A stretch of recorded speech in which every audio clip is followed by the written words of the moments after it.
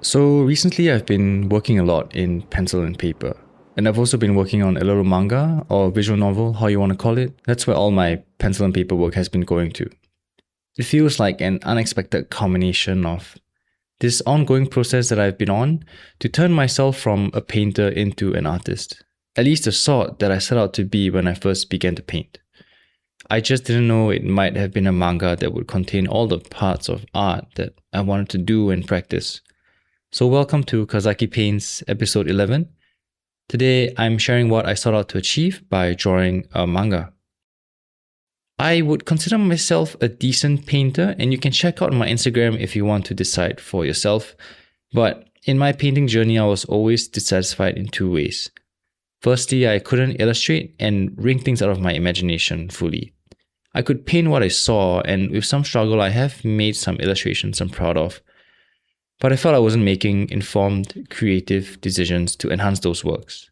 And so I've been constantly on guard to notice what artists that I admired did. One thing I noticed is that they drew a lot, of course. And so I felt that drawing a manga would be the most opportune way to force myself to draw things over and over again, and from different angles of all sorts. To draw things up close, to draw environments, to place figures in a scene. And I think that some of the best artists are mangakas. Takehiko Inoue, Kentaro Miura, Kim Jung-gi, who's not really a mangaka but he draws in the style.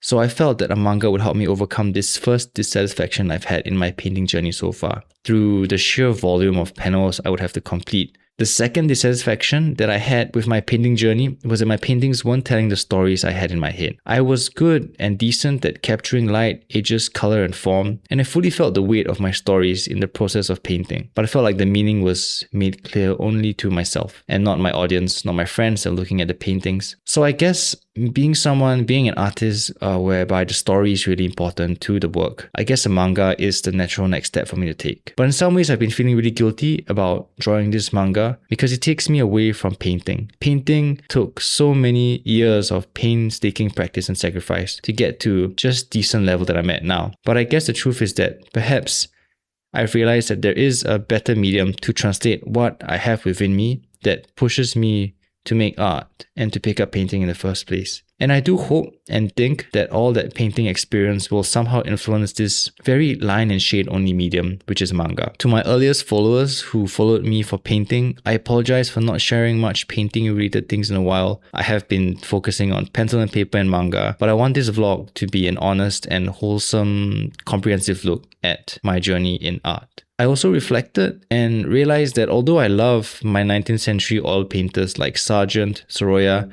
Lepage, the works of animators and mangakas, films such as the ones from Studio Ghibli have inspired me just as much as these oil painters. And being in a small country with no real art museums, I don't really get the chance to see these painters' works very often, and if I do, it's usually squeezed into the end of an itinerary of a very expensive family holiday. But with manga, it's different. I could watch a Ghibli film and a manga kind of anytime I wanted to, anywhere in the world, and that really entices me. That I could create a manga book one day and share it with my friends and family, instead of how I had to grovel and network so hard just to get my old paintings on a gallery wall when I was a fine artist.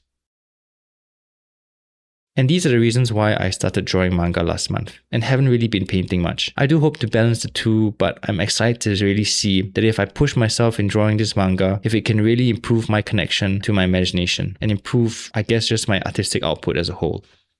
I'm also excited to share the manga when I'm done, and I think it'll be a good antidote to my crippling perfectionism that sometimes has poisoned painting for me. I'm sure most of you can relate.